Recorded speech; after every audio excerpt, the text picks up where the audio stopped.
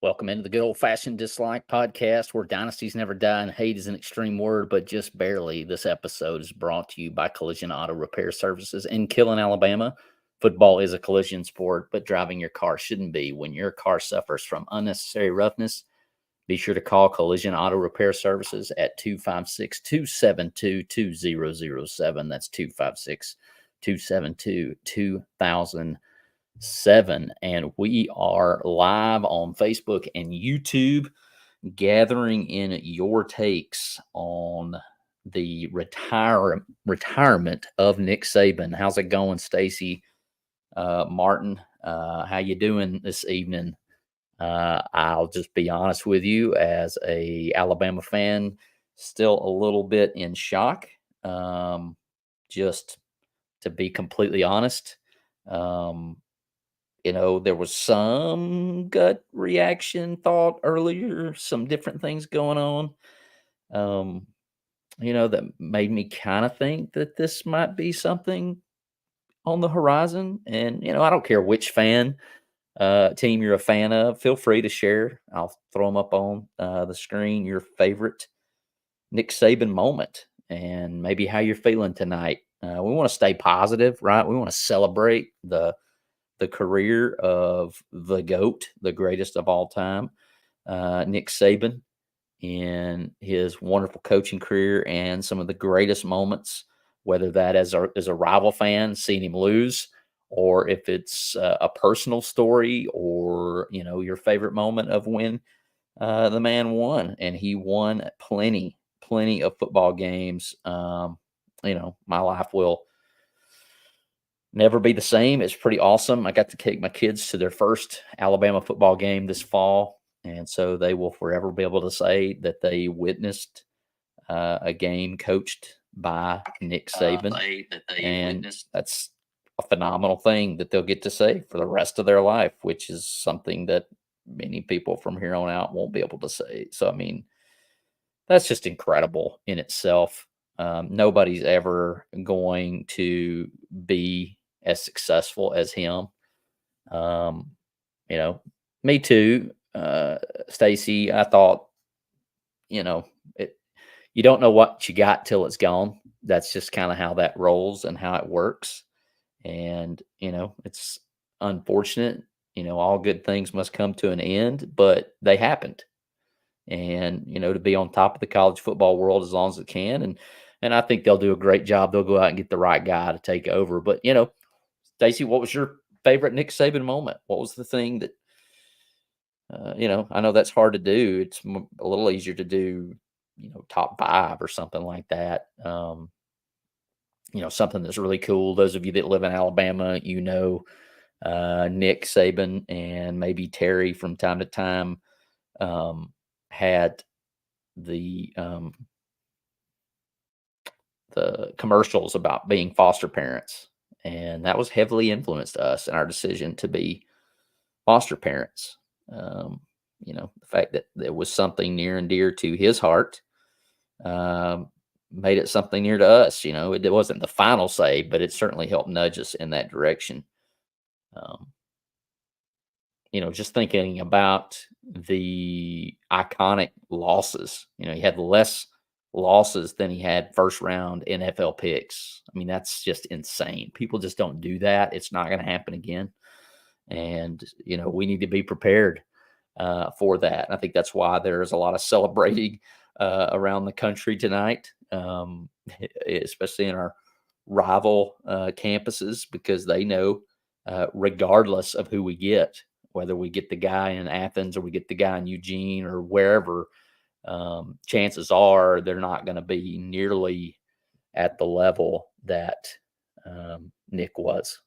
So that's what they're celebrating, and we understand that. I get it. Um, but man, just great moments. A guy who influences the world for good. Stacy agrees. Commercials about foster parents was a big influence of Jonathan and her doing foster care. That's awesome. Yeah. I mean, if nothing else, there's a couple of lives impacted forever by Nick Saban. And we, of course, know that many, many, many multiples of people have been influenced and blessed to know and influenced by Nick Saban.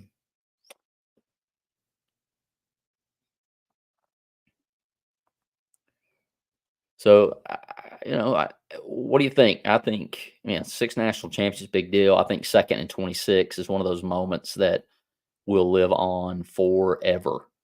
Is one of the greatest college football plays. I mean, it's going to be hard to argue with that. I mean, walk off, overtime, national championship to defeat Georgia, the Georgia Bulldogs in Atlanta. I mean, that's just a big, big deal. So, you got any favorite Nick Saban moments? Even if you're a rival fan, feel free to tap in and let us know. I think about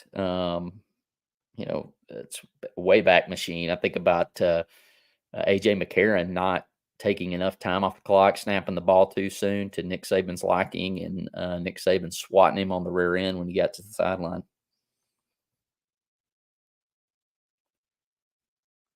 That's not something you see much of today.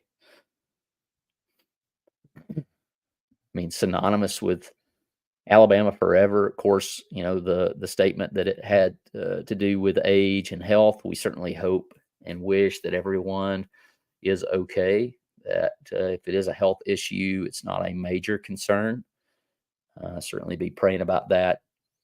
But the impact of college football. I mean, you can make the argument that much of the changes over the last few years have been in an effort to bring more parity, to take the tide kind of off the pedestal. And it's up to see whether that is the case or not. But I guarantee you, some of the NIL, that stuff certainly made life hard. Coaches' time frames now, like you're not going to get any rest. Jeff Tabener from West Virginia, great to see a West Virginia guy thrive at Bama. What he did at Bama will be hard to be duplicated, and that's coming from a state who is known for good coaches, right? Whether they were homegrown or coached there or coached somewhere else. Nick and a great fraternity there from West Virginia. And yeah, I mean, that's going to be impossible. And I think what's going to be difficult is for these Alabama fans to wrap their minds around that, no matter who they bring in, it's not going to be the same, right? And staying the same is not always successful. There were coaches who tried to do it Bears way, right? There needs to be change. Wesley Cook asks prediction on next coach. I will be, I think you have to call. I think you have to call the ones who you assume are going to say no, right? You got to make Kirby say no, right? You got to make that call. Um, unless this is health related, I would assume that the person they wanted was already in hand, or already fairly on the hook. I think it will end up being Dan Lanning from Oregon. That's a big buyout. It's like $20 million. So I'd be that you got to get over that. Alabama can do that, right? And if he's the first choice, I think they pay it. But I would say Dan Lanning. I would love to have Kirby, right? I respect Georgia and what he's done there. I respect Kirby and what he's done there. Not really a whole lot of ill will there. But I would say Dan Lanning. I'm not a betting man, but that's who I would go with. You're right, Stacy. People don't like change. I don't like change, but sometimes change is good. Jeff asks, does Lanning have ties to Bama? He was a GA, and Nick was going to hire him. And I believe he was the defensive coordinator at Georgia. Kirby hired him as the D coordinator, I think, at Georgia, right as Nick Saban was going to hire him. And then, of course, Oregon hired him from Georgia. So, yeah, he was on Nick Saban's staff. Nick has a lot of quotes of his respect for Dan Lanning. There are rumors. In fact, Wesley, I would say I think I've seen the Eugene, Oregon News confirm that he is in Tuscaloosa. I would say I would think he would be the first option, of course, after Kirby has a firm no, you know, which I think he will. Uh, yeah. So, yeah, I think some other moments that rank up there for me. I mean, you have the thrilling wins. I'm more of the coach, like when you made somebody quit, right? When you made him quit. Pasquale says D'Amico Ryans, man, that would be a great hire. I think the only issue with D'Amico is he's in the playoffs. And so he's not going to be talking about Alabama. And, you got recruits, I think it's been reported that they ask the current players to give it 48 hours, 48 to 72 hours before they make a decision about leaving. I think, man, you need something done. The quicker the better. Obviously, if you can get Dan Lanning, if you can't get the guy you want, it's going to take a little longer. But that's my only hiccup with D'Amico. I think he'd be great. I mean, I'm all for him. I just don't think the timeline lines up for the Tide. But man, it's a good place to be to have so many options when it comes to coaches. And how are you going to turn Bama down? I mean, there's some jobs out there. I mean, Texas can pay you whatever they want. Um, a guy like Dan Lanning, it's going to be tough to turn it down. But you got Nike. Nike can do it for you as well. But yeah, I just think, as a guy who missed the Bear Bryant era, I was alive for 2 years. I think he passed away in '83. We got a natty in '92. Shula came in, gave us a 10-win season. But as a guy who's experienced maybe in the not great years of Alabama, and then to get this 17-year run is insane, right? I had the pleasure of meeting Coach Saban at Heritage Christian University's fundraiser. Met him a couple of times at a coaching clinic, and the guy loved to coach. He loved being on the practice field. He was like a kid, chasing guys down, chewing on them a bit, pushing them, and he just loved practice. I think he loved recruiting in the old days, the old ways of recruiting. I think maybe some of that has to do with, it's a 24/7 job. We used to think it was 24/7, but now you're recruiting. You got to recruit to keep the players that aren't playing. Sometimes you got to recruit the players that are. I knew this day would come, but you're never ready for it. And certainly my walls are littered with Nick Saban moments, that I'll cherish forever. And that's really what the sad part about how fast things move is. You just don't get an opportunity to really pump the brakes and go, man, look at greatness and how awesome it was. And, it'll pick right back up. We've already got recruits decommitting and that's just part of it now, unfortunately. But there'll be plenty of outpourings and dedications, and I just want to take that minute, take a moment to celebrate the man known as Coach Nick Saban. Hated by many, but as he mentioned, mediocre people do not like high achievers, and high achievers don't like mediocre people. And, people who can pump the brakes and go, yeah, I wanted to beat him more than anybody else in the world. And when we did, we rushed the field and we celebrated like it was crazy. Just speaks to his legendary nature. Most of his losses are name games, right? I mean, when you have more first round draft picks in the NFL than losses, then you've done some good. I heard a stat. I don't know the specific numbers, but he won more games in his tenure in 17 years than Alabama won from the end of the Bear Bryant era to the start of the Nick Saban era, right?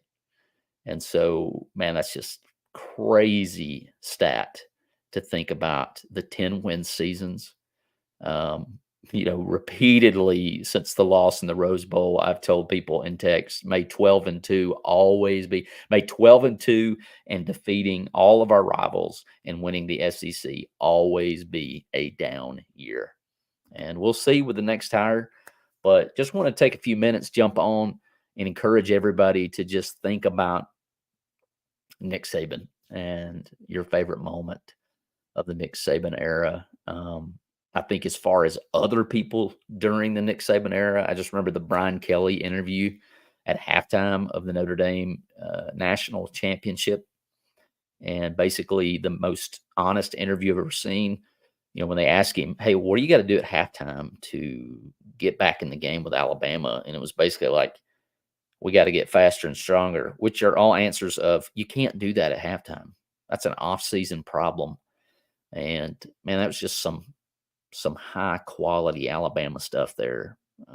LSU not crossing the 50. You're never going to see that again in the era of high powered offenses. I mean, I won't get into the Iron Bowl too much because it's still fresh, but I mean, that's just the never quit. You knew when you were going to play the Tide, you were going to get a team that did not quit, that you could get up by 10, you could get up by 14. But they're going to keep coming, and you may still win by 10 or 14, and it may just be your day, and you may just be that much better than them, but you are going to play through it, and you're going to have a whole day to wrestle with it. Jeff Tabner, you'll be curious to see who he does his first interview with. He's been on Pat McAfee's show every Thursday. Yeah, it's interesting, Jeff. They've made it out to be that this was not an immediate decision, that this was something that was coming, but it makes it difficult to believe that because, nobody can keep a secret now. Right.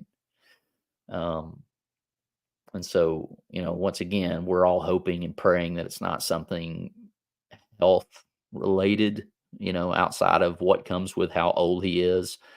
That it's not something major. So we'll see. I don't know. You think if he's made a contract to be on there every Thursday, tomorrow's Thursday, I'm sure it'll be much watched TV. But yeah, most importantly, we just hope everything's okay. Raymond Hunt jumps on and says the Steelers are going to win the Super Bowl. Well, to that point, Raymond, my golden dislike this week originally was the Ravens not putting the Steelers out of the playoffs when they could have. And yeah, that usually comes back to bite the Ravens. Number one AFC seed and 0-2 versus the Steelers, and you actually let them stay in the playoffs. Ridiculous. But anyways, I didn't want to be on all night. Just wanted to jump on and give people an opportunity to share their favorite Nick Saban moments. Eric Cheney says double dislike. Coach Saban didn't even ask me. My favorite moment was when he talked to the Coke bottle. Oh yeah, Eric, man, the interviews, the post practice, press conferences, man, top notch. Yeah, the Coke, I remember that. And then I think it was SEC Shorts or somebody did a parody of the Coke talking back. My wonderful co-host Ben Hayes, just thankful to have enjoyed the Nick Saban era. Yeah, you're right, Ben. We both endured a lot of rough Bama times prior to Saban, and we have been spoiled, but loved it. I mean, the man lost to Tennessee once. So, that's my favorite aspect of the Nick Saban era. Yeah, so roll tide, Ben. Roll tide indeed. We'll take a few more minutes. Any of your favorite moments? Once again, if you're a rival fan, you like beating him, feel free to comment. Let us know what you're thinking, what you're feeling. I'm sure they rolled tumors to that, and understandably so. And the questions will be, where were you when you found out Nick Saban retired? So the second and 26, I mentioned that. I was watching that national championship game. And when Alabama lined up for the field goal, the Alabama quarterback or running back at the time was talking to the kicker, and I just remember thinking, you don't ever talk to the kicker. Don't talk to the kicker. Don't talk to the kicker. Of course, he trots out there, he shanks it.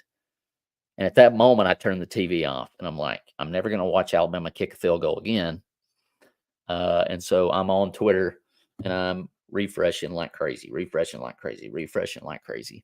And the sack, Tua loses so many yards, the sack, And then all of a sudden it refreshes. Alabama wins, national champions. And I ran outside in the yard and I ran a lap or two around my front yard yelling, "Roll Tide, roll Tide, roll Tide." And then I came back in the house and dogpiled on top of my wife, who was asleep. And of course, she had no idea what was going on. But those are the moments, right? That Nick Saban has given us. And so, like I said earlier, Nick Saban influenced my wife and I to become foster parents, and eventually adopt our two.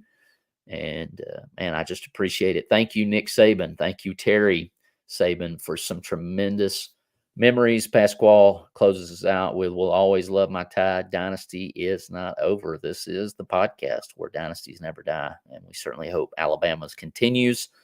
We pray that you all have a good night. As Ben says, Alabama onside kick against Clemson was pretty classic, man. There are just tons and tons of memories. That's from the game that you see right beside me with Kenyon Drake taking it to the house.